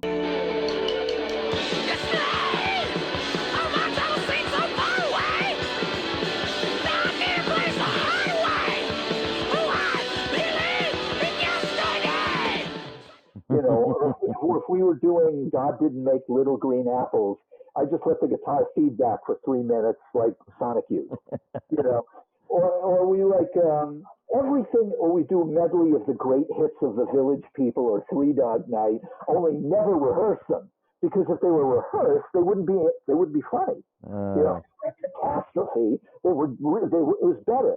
And we sort of developed this attitude, which is this weird anti-Reaganism thing where back then, everybody wanted to be great and good, and you know, America is the greatest place in the world, and it's good and be great and all that stuff, which is wonderful, fine, you know. But our attitude is, no, we don't want that kind of jingoistic thing. We want to be terrible. We want an insult to your intelligence, because if we're really, really bad, people will remember you. You know, they'll remember like, oh my God, they're so awful. You know, like on a soap opera. Who remembers the nice characters? Well, with us, it was more like, you know, it's like Springtime for Hitler. Yep. You know, that was our thing, was like, if you're the worst band that ever existed, you know, people will remember you immediately, and we would just try the audience's patience. We'd do anything to aggravate them, you know. And what was really funny is wherever we would play, the staff, like the waitresses, the bartenders, even the club managers, they loved us because we were the most low maintenance thing in the world, and also because we drove the audience crazy. Just we were so irritating. And you know, you work in a bar, you get to hate the patrons after a while, you know. And so we were like just sticking it to them. We were just like goading them into hating us. And like the denouement of this is, one of our songs is a lounge version of I Want to Be Sedated. And, you know, Oedipus loved it, so he would play it on WBCN, and nobody liked it, you know, but he did. He liked it, you know. So we got this thing. They used to have these WBCN lunchtime shows. You go and have a hot dog and a beer in some bar, and an up-and-coming new band would play, like the Golden Palominos or the Hoodoo Gurus in the 80s. So they had the Swinging Erudites do one. So, you know, we got everybody together, me and James and a drummer and a bass player and Brother Cleve playing accordion. I wrote out a set list, and we didn't rehearse it because I refused to rehearse, because rehearsals were for ninnies. And I didn't tell the others how the songs went or what keys they were in. They had to figure that out for themselves. That was part of the fun, right? So we go out, we're playing, I don't know what it's called now, the Metro. You know, it was next to Spit. I don't know what Spit's called now either. It's on Lansdowne Street. Is it Avalon? No, not Avalon. I don't even know what it is. Oh, no, it's the Hard Rock now, right? Hard Rock. Yeah. No, not the Hard Rock. It's House of Blues. House of Blues. Yeah, okay. yeah. So, yeah, that's where we were. So we come out there, 1,200, 1,000 people in there. We come out on stage in these suits and start playing Tall and Tan and Young and Lovely. The girl from Ipanema goes walking, right? You know, Astrid Gilberto. Audience is like, what? This? And then into Misty. Right after that, and look at me on this. James is crooning away, and we're playing the wrong chords, and it's like if you saw the worst lounge band in Sioux City, South Dakota, or something. This is what it would be. It's like a lounge band that can't play, that nobody would ever hire for anything, and here they are, and the audience is getting madder and madder, and we just keep getting worse. You know, we're just needling them intensely, and we brought people out in tuxedos and ball gowns to dance in front of them, and people were booing and throwing shit. And at the end of the set, I don't even remember what we ended with. I think theme from Jesus Christ Superstar, something like that. Like there were 60 people left in the room or something. And we're getting paid at the end of this, like 300, 400 bucks, whatever they paid you. And Patrick Lyons looks at me and he's irate. And he says, Johnny, there's 60 people left. He goes, that's the worst thing I ever saw in my life. What else was I going to say? I said, thank you. They smiled me like, gee, thanks. You know, that's wonderful to hear, you know. And it's just like, oh, he was so angry. I would never played there again, you know. And we were just ridiculous. We'd do anything to wind the audience up. And in the 80s, that was just such a no-no. You're supposed to be so reverent and work so hard and be loved. And I didn't want that. I wanted to make people really, I don't know, not uncomfortable, but just to realize, don't you understand that part of entertainment is having fun? I have to have fun too. Yep. You know, this is fun for me. Of course, you know, we back-assed our way into the most successful recording I ever made in my life. And it's just, in retrospect, naturally, that's what happened. So what was that recording? It was a parody of the Bangles song, Walk Like an Egyptian. Walk with an Erection. Walk with an Erection. He keeps his briefcase in his lap, or else you know that his face gets slapped. All the girls in the office, they say, hard on, beg my pardon. Walk with an erection.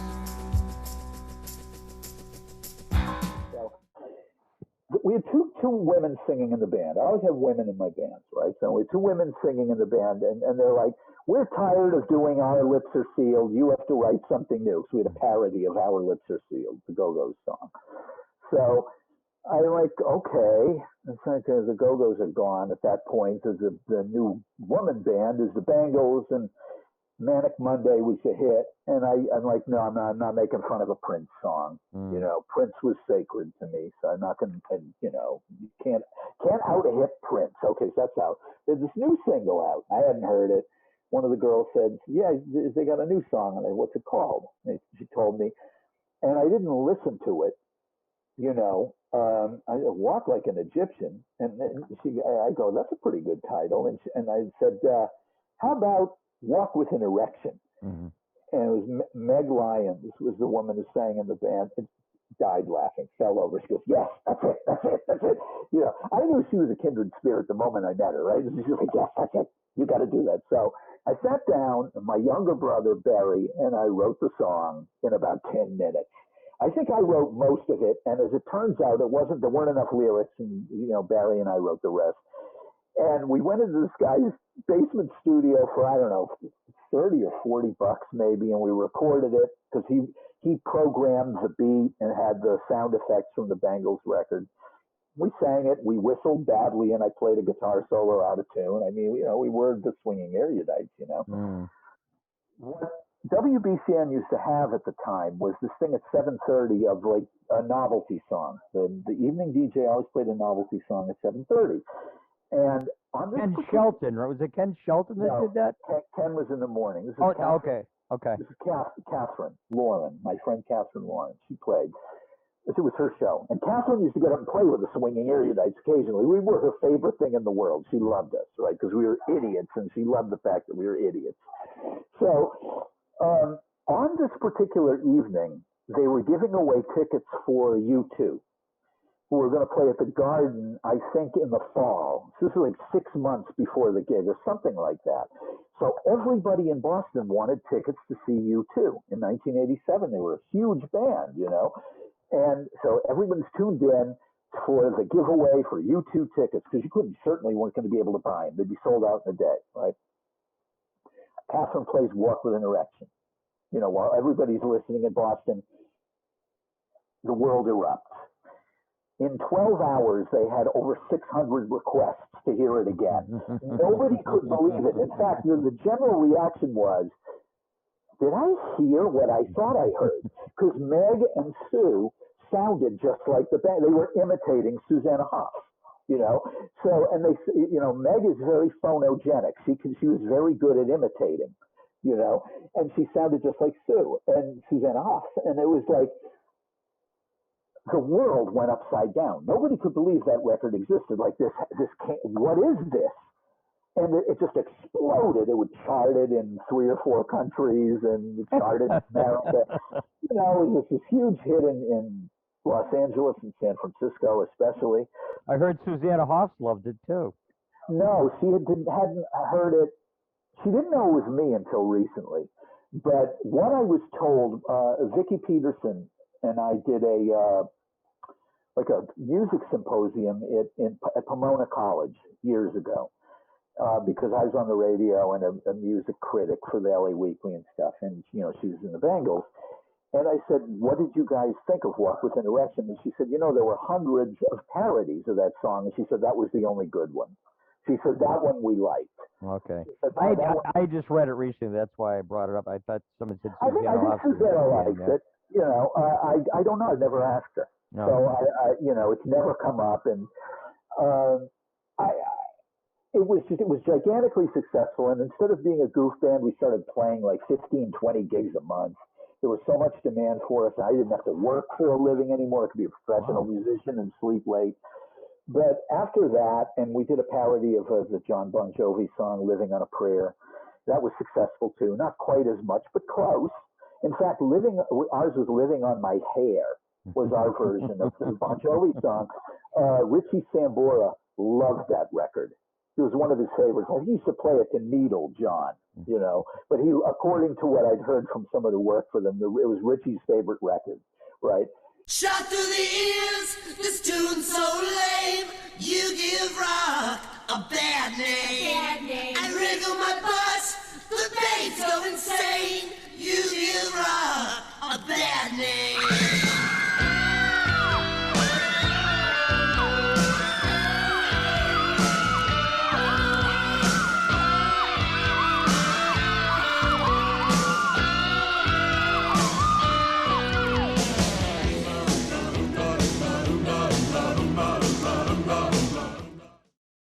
And it got played on Kiss 108, and the Bangles parody didn't, because it was obscene. You know. Plus, I got this radio guy in Detroit, Wheels FM, is the big rock station, called me up at some ungodly hour in the morning to talk about Walk with an Erection. And I said, at the end of the interview, I said, what's your name, by the way? He goes, I'm Dick the Bruiser. That was his name, Dick the Bruiser. And I said, figures a bruised dick would care about a walking erection. $2,000 fine for Wheels FM. You know, they never called me again. You know, but to me, I say, oh, whatever. But when Walk and Living on My Hair peaked, that was it. We just couldn't do anything that clever. You know, and you know, I don't know. I talked to Weird Al about the parody thing. Yep. And he said, the thing I loved about you guys, you just did it. You didn't care about, you know, getting permission. You just did it. Whatever happened, happened. I said, yeah, we got into all kinds of legal trouble for that. They changed the law. Now you can't stop somebody from doing a song parody, but back then you could, you know. So, yeah, the fair use laws changed about under Bush, I think. But anyway, it was like we were done. and we couldn't draw anybody anymore. I wasn't making any money. I had to work a regular day job, which, is depressing. And that was the end of the band. And that's when I realized my time in Massachusetts is over. I've played big places and little places, and I've drawn thousands of people and drawn nobody. I've learned my craft as a performer. If I am to be anything, it's not here.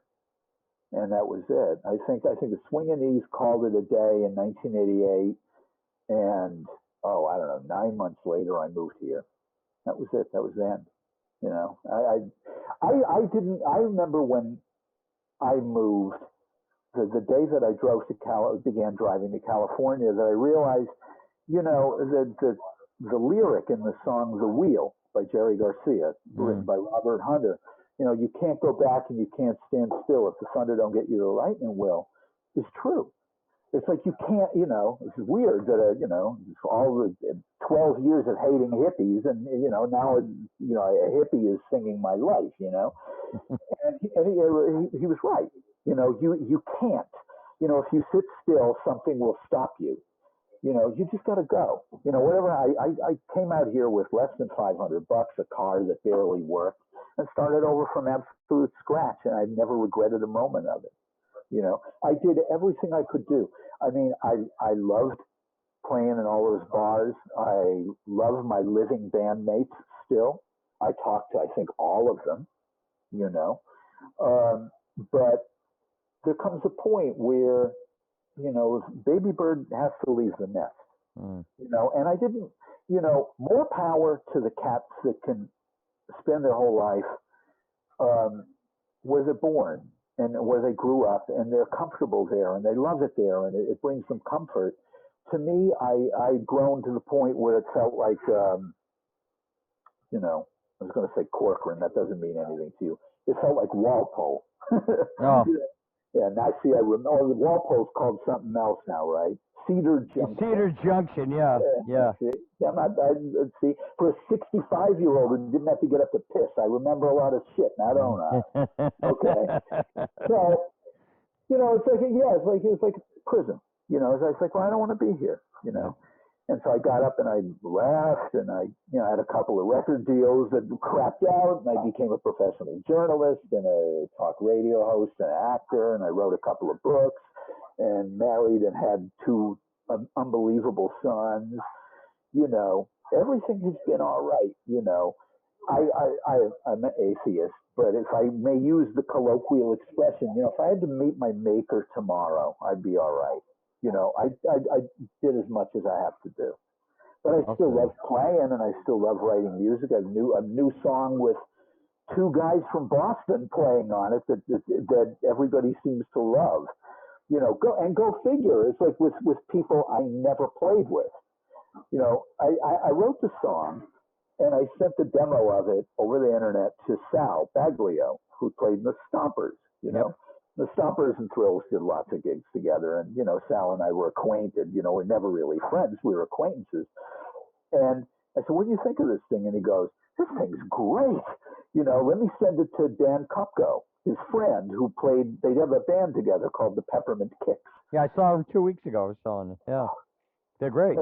So Dan had this song on the Peppermint Kicks record called "Hey Fanzine," right? And I heard it before they made the record. I just sat there with my jaw on the ground going, "Oh my God, this is the greatest thing I've heard in years." It's like the lyrics are great. It's catchy as hell. It's about something I can relate to. I said, "This guy is brilliant."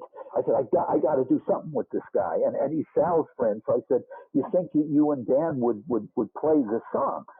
So I recorded a vocal and a guitar part, and Robbie Rift, who's my partner in crime and most stuff, he played bass and vocals.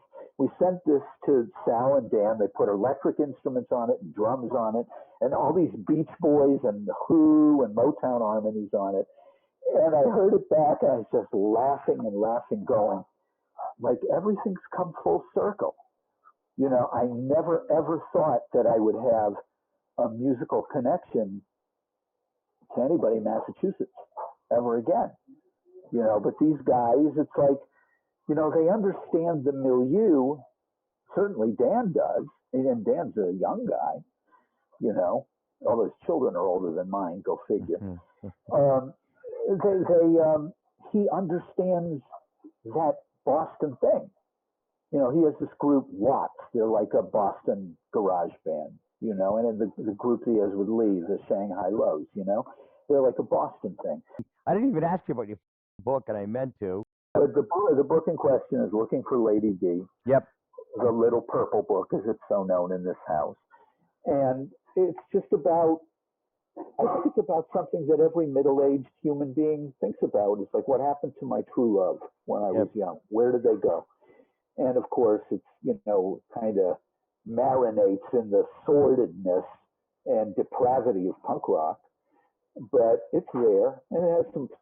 The one thing about it that I must impart is that I put a scene in the book that never ever happened. Okay, about me and a woman having sex on top of the grave of a friend. And the only reason it's in the Looking for Lady D is I thought to myself, I'm going to cop Jerry Stahl. Jerry Stahl's a writer of a lot of, novels and perverse stuff, and he's an old friend of mine. So I called him up and I said, yeah, I'm going to put this thing about screwing on top of a tombstone. And he goes, damn, that's sick. And I'm like, I did it. I out-roast Jerry Stahl. And in the second book, I came up with something even more sordid than that. But I got to tell you, it's funny because I know people that write erotica and all that stuff, and I'm like, getting bored. I mean, sex is awesome, but how do you do it without? It's like, how many times am I going to use these adjectives?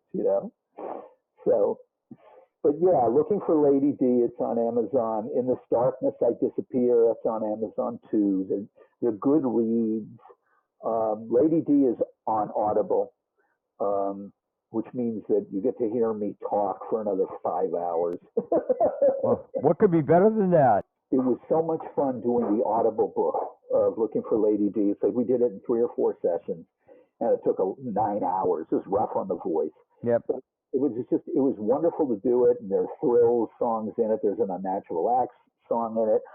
And most peculiarly is when Looking for Lady D, when I decided, 'cause initially when it came out, it shocked me because it sold like crazy, and Jeff Bezos, out of the kindness of his heart, mailed me this gigantic royalty check, which was a surprise. Wow. So I made a lot more money than I thought. Now I can afford to make an Audible book. So we did it, and I thought, well, it's a book about music. It's a book about a musician. It's a book about music. It's a punk rock scene. It should have its own song. I'll write a song about whatever. So you'd figure that it would be this chugging, loud, screaming, crazy song, like thrill stuff, just frenzied, right? Mm. But it came out as this really sedate, sad, mellow song that sounds like it's sung by a campfire. It sounds like Marty Robbins almost, the guy who sang El Paso. Yeah. White sport coat and a pink carnation. So it's just like, it goes to show that in any artistic endeavor, whatever is going to come out, it's like your children. You can try to mold them a certain way, but when they come out of mama, they're 85-90% baked. Yep. Like they are who they are. Their personalities are set. They're going to look a certain way. They're going to be a certain way. Paintings are like that. Books are like that. Songs are like that. They just come out organically and naturally. And when you try to tinker or tamper with them or stick them into a mold they don't belong in, and they're not effective. And the Lady D song is one of the most popular songs that we play. People stop talking when we play the song because it's so heartfelt and sad. It's really weird. When Looking for Lady D came out, the woman that it was written about, whose name was Day, not D, but I couldn't call her Lady Day because people would have thought. Oh yeah, Billie Holiday. Billie Yeah. Holiday. Yeah. It's like I was like almost cried all day. Like I wonder what Day would have thought of this. And I asked her best friend, what would Day have thought of looking for Lady D? And she said Day would have been over the moon. She said it's a really loving tribute in its peculiar way, you know. So what would you do you like the Audible book? Because I'm getting to the point now. It's like, even though I'm a writer too, and I write all kinds of shit, I should send you something that I wrote. I wrote a nonfiction piece that I'm pitching right now. Good luck. I know, no, but it's interesting. I'll shoot it to you. It's a half-hour read.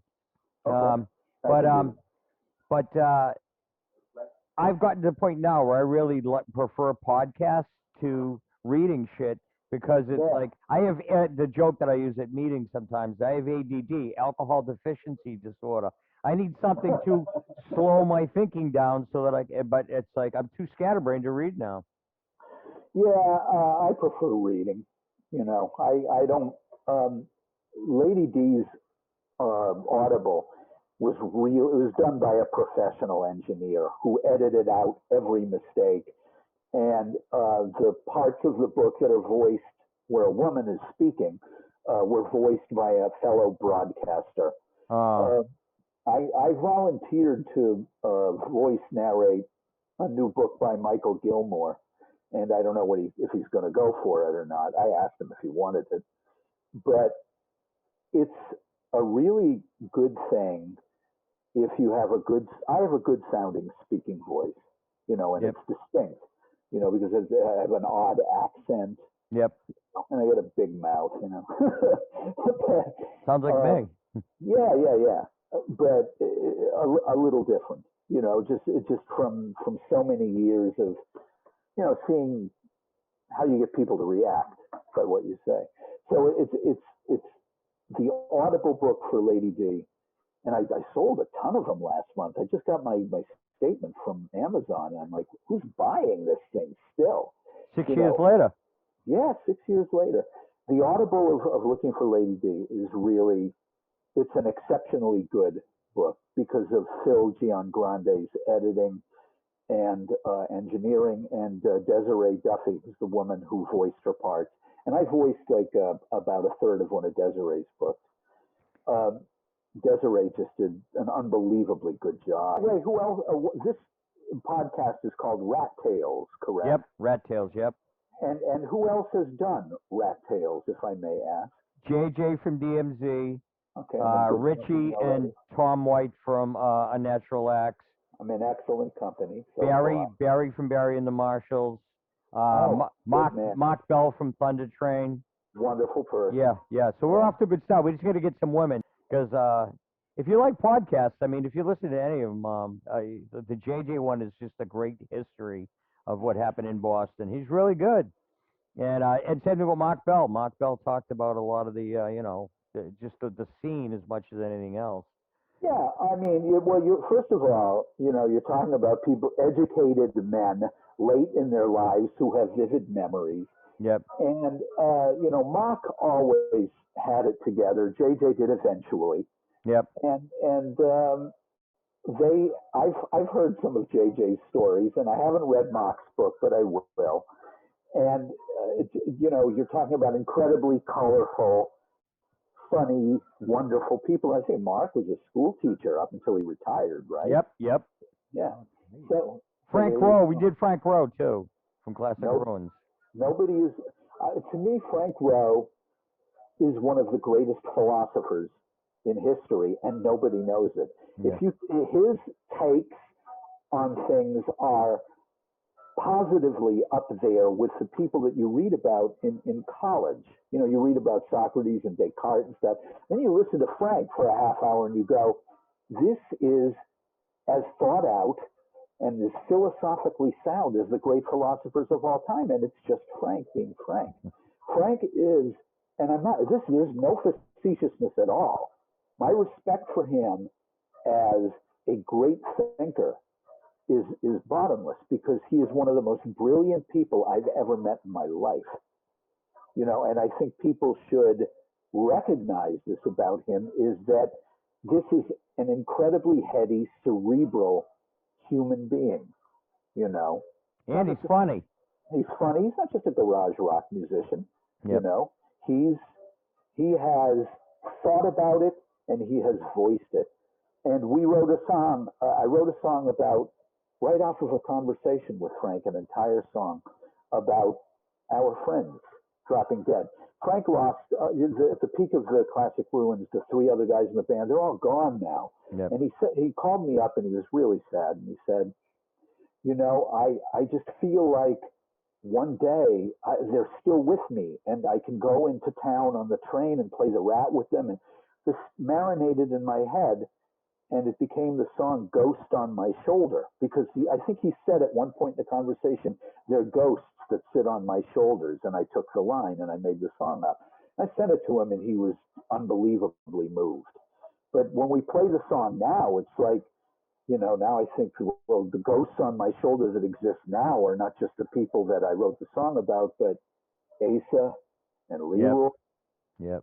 And I know, Mark and JJ and myself, we're not that far behind them, Boston bands are these beautiful, earnest, ultra sincere, hard on your sleeve, regular guy, regular Joe thing that everybody got from the Modern Lovers and then the Real Kids and probably the Del Fuegos and the Dogmatics after that. And there are probably bands in the 90s, or the Dropkick Murphys. Yep. This earnestness thing that's just endemic to Boston. This don't put any unnecessary flourishes or phony bullshit in your songs. Speak the truth. It's the beauty.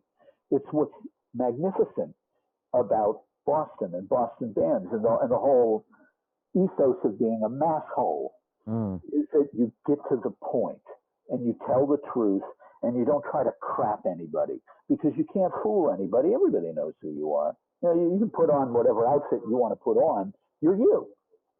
And that can be kind of confining, but it's gorgeous,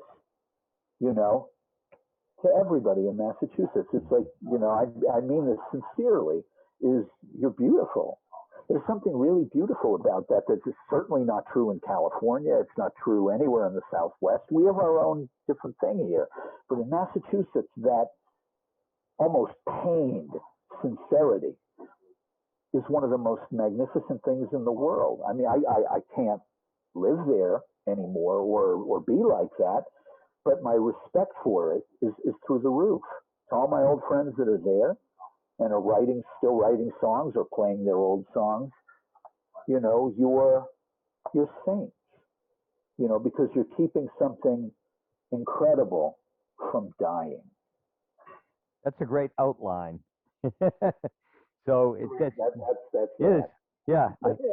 It was and just thanks for taking the time. Hello to everybody in Massachusetts. Peace, and we'll talk soon. All right, John, thanks. Appreciate it. See you later. Thanks for listening to Rat Tales, Boston Rock Stories. Rat Tales is produced and directed by Lenny, Scolletta, and Mike Hoban, with a huge thanks to Medford Community Media in beautiful downtown Medford, Massachusetts.